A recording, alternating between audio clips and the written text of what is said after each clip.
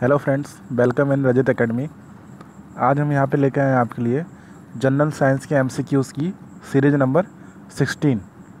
Series number 16 हम लोग यहाँ पर लेके आए हैं, जहाँ पे हम लोग साइंस के कुछ इंपॉर्टेंट क्वेश्चन डिस्कस करने वाले हैं। ठीक है, और ये सारे क्वेश्चन हमारे किस टॉपिक से रहेंगे? इलेक्ट्रिसिटी टॉपिक से रहेंगे। ठीक है, तो चलिए स्टार्ट करते हैं। पहला क्वेश्चन क्या है हमारा? विद्युत फिटिंग्स में एक तार को भू संकर्पित किया जाता है, इसका क्या कारण है? ये हम लोग को बताना है। ठीक है, जब हम लोग इलेक्ट्रिक फिटिंग कराते हैं घरों में, ठीक है, तो कोई एक तार जो होता है भू संपर्कित किया जाता है, मतलब उसे ज़मीन से संपर्क उसका जोड़ा जाता है। ठीक है, तो इसका कारण क्या होता है? तो इस 4 ऑप्शन दिए गए हमारे, तो इसमें सही ऑप्शन क्या हो जाएगा हमारा? ऑप्शन नंबर ए, यदि लघु पतन हो जाए तो धारा भूमि में चली जाएगी। ठीक है, यदि शॉर्ट सर्किट हो जाता है, यदि कभी भी बाई चांस शॉर्ट सर्किट हो जाता है तो जो करंट होती है हमारी कहाँ चली जाती है? ज़मीन में चली जाती है, भूमि में चली जाती है। ठीक है, इसी कारण शॉर्ट सर्किट से बचाने के लिए उसको भू संकर्पित किया जाता है। नेक्स्ट क्वेश्चन में चलते हैं। क्वेश्चन नंबर 2 क्या है हमारा? विद्युत उपकरण में अर्थ का प्रयोग होता है। अभी हमने एक क्वेश्चन डिस्कस किया अर्थिंग के बारे में। ठीक है, तो इसका आंसर क्या हो जाएगा हमारा? विद्युत उपकरण में जब अर्थिंग करते हैं हम लोग तो उसका प्रयोग किस लिए होता है? तो सुरक्षा के लिए होता है। ठीक है, विद्युत उपकरण की सुरक्षा के लिए हम लोग अर्थिंग का प्रयोग करते हैं। नेक्स्ट क्वेश्चन है हमारा, एक आदर्श वोल्ट मीटर का प्रतिरोध कितना होता है? तो सबसे पहले ये जान लेते हैं वोल्ट मीटर किस लिए यूज होता है हमारा? विभवांतर नापने के लिए। ठीक है, वोल्टेज नापने के लिए हम लोग का ये यूज होता है। क्या? Volt meter. ठीक है, तो वो बोल रहा है आदर्श वोल्ट मीटर, मतलब आइडियल वोल्ट मीटर का जो रेजिस्टेंस होता है, प्रतिरोध होता है, वह कितना होता है? शून्य होता है, निम्न होता है, असीमित होता है या उच्च होता है? तो इसका आंसर क्या हो जाएगा हमारा? असीमित होता है। ऑप्शन नंबर सी इसका सही आंसर हो जाएगा। नेक्स्ट क्वेश्चन में चलते हैं। क्वेश्चन नंबर 4 क्या है हमारा? किसी परिपथ में एक बिंदु पर मिलने वाली धाराओं का बीजगणितीय योग शून्य होता है। ये हम लोग को बताना है। ये कथन दिया गया है हमारा, किसी परिपथ में एक बिंदु पर मिलने वाली धाराओं का बीजगणितीय योग शून्य होता है। ठीक है, तो इसका आंसर क्या हो जाएगा हमारा? शून्य होता है। Option number B. ये कौन से नियम, ये कथन किसने दिया था हमारा? किरचॉफ ने दिया था। किरचॉफ के कितने नियम हमारे? किरचॉफ के 2 नियम है। ठीक है, तो ये कौन सा नियम हमारा? किरचॉफ का पहला नियम होता है। ठीक है, मान लीजिए ये हमारा सर्किट बना हुआ है। ठीक है, तो इसमें जब यहाँ पे धाराएं आएंगी, ठीक है, आने वाली धाराओं का योग जाने वाली धाराओं के योग के बराबर होता है। ठीक है, या मिलने वाली बीजगणितीय योग शून्य होता है, मतलब यहाँ पे जो जंक्शन होगा, यहाँ पे जब धाराएं मिलेंगी, ठीक है, वो हमारे क्या हो जाएगा? शून्य हो जाएगा बीजगणितीय योग। क्वेश्चन नंबर 5 क्या है हमारा? क्वेश्चन नंबर 5 है, एक चालक प्रतिरोध 440 ओम का है, इसे 110 वोल्ट के स्रोत से जोड़ा गया है, तो इससे कितनी धारा प्रवाहित होगी? ये हम लोग को बताना है। तो देखिए, हमें रेजिस्टेंस कितना दिए गए हैं? R इक्वल टू दिए गया है 440 ओम। ठीक है, इस तरह वोल्टेज हमें कितना दिए गए हैं? V दिया गया है हमारा 110। तो ये किस फार्मूले से हमारा सॉल्व होगा? V equal to IR। ठीक है, ओम के नियम से हम इस न्यूमेरिकल को सॉल्व करेंगे। तो V और R की वैल्यू रख देंगे तो हमारी I की वैल्यू कितनी आ जाएगी? 0.25 आ जाएगी। ठीक है, 0.25 एम्पियर इसका राइट आंसर हो जाएगा। तो इसका आंसर क्या हो जाएगा हमारा? 0.25 एम्पियर। ठीक है, नेक्स्ट क्वेश्चन में चलते हैं। क्वेश्चन नंबर 6 क्या है हमारा? प्रतिरोध का मात्रक क्या होता है? तो हम लोग को बताना है। तो इसका आंसर क्या हो जाएगा हमारा? ओम। ठीक है, ओम किसका मात्रक होता है? प्रतिरोध का मात्रक होता है। एम्पियर विद्युत धारा का मात्रक होता है। कूलाम हमारा आवेश का मात्रक होता है। हेनरी हमारा प्रेरकत्व का वो होता है हमारा मात्रक। क्वेश्चन नंबर 7 क्या है हमारा? घरों में जो पंखे लगे रहते हैं, पंखे या बल्ब लगे रहते हैं, ठीक है, वो किस क्रम में लगे रहते हैं हमारे? तो किस क्रम में लगे रहते हैं हमारे? ऑप्शन नंबर सी इसका सही आंसर हो जाएगा। समांतर क्रम में लगाए जाते हैं। जो भी विद्युत उपकरण हमारे लगाए जाते हैं, किस क्रम में लगाए जाते हैं? पैरेलल, समांतर क्रम में लगाए जाते हैं। अब श्रेणी क्रम और समांतर क्रम 2 क्रम होते हैं। तो श्रेणी क्रम में फॉर्मूला क्या रहता है प्रतिरोध का? R equal to R1 plus R2। ठीक है, और समांतर क्रम में क्या रहता है? 1/R equal to 1/R1 plus 1/R2। ठीक है, ये हमारा समांतर क्रम में रहता है। क्वेश्चन नंबर 8 क्या हो जाएगा हमारा? यदि किसी चालक के सिरों के बीच विभवांतर उसमें बहने वाली धारा के समानुपाती होता है, मतलब V समानुपाती I। ठीक है, ये कथन किसका है? मतलब ये नियम किसने दिया था? तो यह आंसर क्या हो जाएगा हमारा? ओम का नियम। ओम ने बताया था कि किसी भी चालक के सिरों के बीच जो विभवांतर लगता है वह उसमें बहने वाली धारा के समानुपाती होता है। ठीक है। क्वेश्चन नंबर 9 क्या है हमारा? क्वेश्चन नंबर 9 है यदि किसी तार की त्रिज्या आधी कर दी जाए तो उसका प्रतिरोध कितना हो जाएगा, ये हम लोग को बताना है।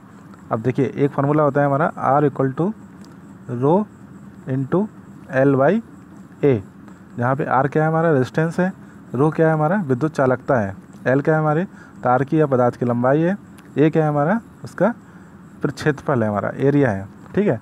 तो A को हम लोग क्या लिख सकते हैं πr² लिख सकते हैं। ठीक है। तो इससे हमारा क्या बनता है formula R is directly proportional to 1/r², जहाँ पे स्मॉल r क्या है हमारी त्रिज्या है, तो कैपिटल R क्या है हमारा रेजिस्टेंस है। तो ये फार्मूला निकलता है। इस फार्मूले से अगर हम त्रिज्या आधी कर देते हैं उसका प्रतिरोध हमारा कितना हो जाता है 16 गुना हो जाता है। प्रतिरोध हमारा कितना हो जाता है 16 गुना हो जाता है। तो इसका आंसर क्या हो जाएगा हमारा option number D. Question number 10 क्या है हमारा? क्वेश्चन नंबर 10 है ओम का नियम क्या परिभाषित करता है। तो ओम का जो नियम होता है हमारा किस में रिलेशन दिखाता है, ये हम लोग को बताना है। तो इसका आंसर क्या हो जाएगा हमारा धारा और वोल्टता दोनों में। ठीक है। ओम का नियम किसके बीच लगाया जाता है हमारा धारा और वोल्टता के बीच लगाया जाता है। इसका फार्मूला क्या रहता है हमारा ओम के नियम का V इक्वल टू IR, ये हमारा फार्मूला होता है। क्वेश्चन नंबर 11 क्या है हमारा? विशिष्ट प्रतिरोध का मात्रक है। विशिष्ट प्रतिरोध का मात्रक है, जो हम लोग को बताना है। सॉरी फ्रेंड्स, अभी मैंने आपको बताया था एक formula R equal to rho into L/A। तो जो रो होता है हमारा, ठीक है, ये हमारा क्या रहता है विशिष्ट प्रतिरोध रहता है। इसको हम लोग विशिष्ट प्रतिरोध कह देते हैं। सॉरी मैंने अभी गलती से वो बोल दिया था विद्युत चालकता, बट इसको विशिष्ट प्रतिरोध बोला जाता है। ठीक है। तो हमें इसका मात्रक बताना है। ठीक है। तो इसका मात्रक हम लोग इस फार्मूले से निकाल सकते हैं। तो इसका आंसर क्या हो जाएगा हमारा ओम मीटर। ओम मीटर हमारा विद्युत प्रतिरोध का ऐसा ही मात्रक हो जाएगा। क्वेश्चन नंबर 12 क्या है हमारा? क्वेश्चन नंबर 12 है एक तार की लंबाई L है, यदि उस तार को खींचकर उसकी लंबाई 2L कर दी जाती है, मतलब दुगनी कर दी जाती है, तो तार का प्रतिरोध कितना हो जाएगा? उसी फार्मूले से हम लोग निकालेंगे R equal to rho into L/A। इससे हम लोग को क्या पता चलता है जो प्रतिरोध होना हमारा लंबाई के समानुपाती होता है। ठीक है। यदि लंबाई दुगनी होगी तो हमारा प्रतिरोध भी दुगना होगा। तो इसी कारण क्या हो जाएगा हमारा पहले का 2 गुना हो जाएगा। प्रतिरोध कितना हो जाएगा पहले का 2 गुना हो जाएगा। ऑप्शन नंबर ए इसका सही आंसर है। क्वेश्चन नंबर 13 क्या है हमारा? एक सामान्य शुष्क सेल में विद्युत अपघट्य होता है, तो किसका रहता है हमारा विद्युत अपघट्य? तो ये रहता है हमारा अमोनियम क्लोराइड का, NH4Cl का हमारा विद्युत अपघट्य भरा रहता है किसमें? एक सामान्य शुष्क सेल में। क्वेश्चन नंबर 14 दिया है हमारा। देखिए ये क्वेश्चन थोड़ा सा क्रिटिकल है। ठीक है। एक सूची दी गई है, ठीक है, और एक दूसरी सूची दी गई है, उससे हम लोग को मिलाना है। ठीक है। तो इसका आंसर मैं बता दे रहा हूँ आपको। अब देखिए इसका आंसर हो जाएगा हमारा ऑप्शन नंबर सी, A का 2 से, मतलब A ऋण इलेक्ट्रोड का किस है जिंक का बर्तन। ठीक है। जो जिंक का बर्तन होता है हमारा किसकी तरह कार्य करता है? हमारा ऋणात्मक इलेक्ट्रोड की तरह कार्य करता है। इसी तरह बी का आंसर क्या हो जाएगा हमारा? बी का है 1। ठीक है। मतलब धन इलेक्ट्रोड, कार्बन की छड़ हमारी किसका काम करती है? धन इलेक्ट्रोड का काम करती है। ठीक है। और इलेक्ट्रोलाइट क्या है हमारा? अमोनियम क्लोराइड का पेस्ट हमारा इलेक्ट्रोलाइट की तरह वर्क करता है। और विध्रुवक सूची क्या होती है हमारी? मैग्नीज डाइऑक्साइड, ये हमारी विध्रुवक सूची रहती है। ठीक है। क्वेश्चन नंबर 15 क्या है हमारा? एक कार की बैटरी में एक कार की बैटरी में कौन सा विद्युत अपघट्य प्रयोग होता है? तो इसका आंसर क्या हो जाएगा हमारा सल्फ्यूरिक एसिड, H2SO4 इसमें हमारा यूज होता है किसमें? कार की बैटरी में। क्वेश्चन नंबर 16 क्या है हमारा? शुष्क सेल है, ये हम लोग को बताना है। तो इसका आंसर क्या हो जाएगा हमारा प्राथमिक सेल। शुष्क सेल हमारा प्राथमिक सेल होता है। जो शुष्क सेल होता है हमारा कैसा सेल होता है? प्राथमिक सेल होता है। क्वेश्चन नंबर 17 क्या है हमारा? लोहे के ऊपर जिंक की परत चढ़ाने की प्रक्रिया को क्या बोला जाता है? तो इसका आंसर क्या हो जाएगा हमारा गैल्वेनाइजेशन। ठीक है। लोहे के ऊपर जो जिंक की परत चढ़ाई जाती है, लेयर चढ़ाई जाती है, उसको हम लोग क्या बोलते हैं? गैल्वेनाइजेशन बोला जाता है। क्वेश्चन नंबर 18 क्या है हमारा? क्वेश्चन नंबर 18 है विद्युत अपघटन की क्रिया में किसी इलेक्ट्रोड पर मुक्त हुए पदार्थ की मात्रा संपूर्ण प्रवाहित आवेश के समानुपाती होता है। ठीक है। तो ये हम लोग को बताना है। तो इसका आंसर क्या हो जाएगा हमारा फैराडे का विद्युत अपघटन प्रथम नियम। फैराडे ने एक विद्युत अपघटन संबंधी 2 नियम दिए थे। ठीक है।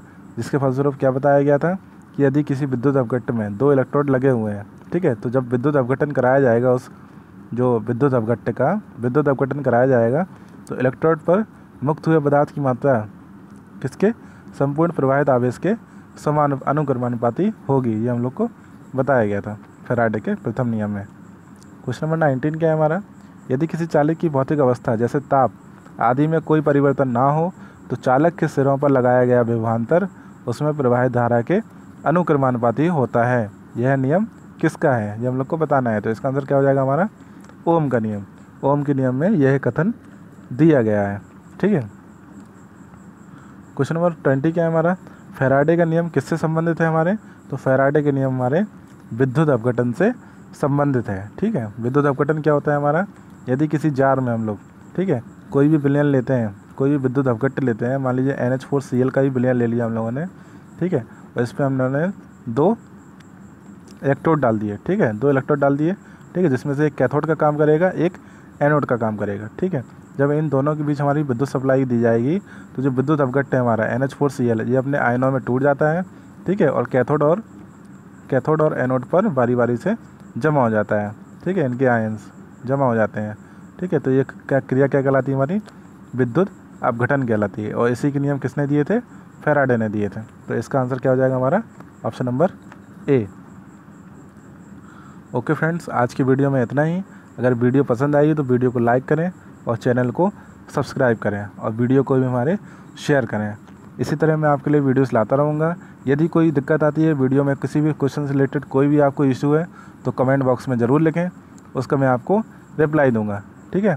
तो चलिए, थैंक यू सो मच।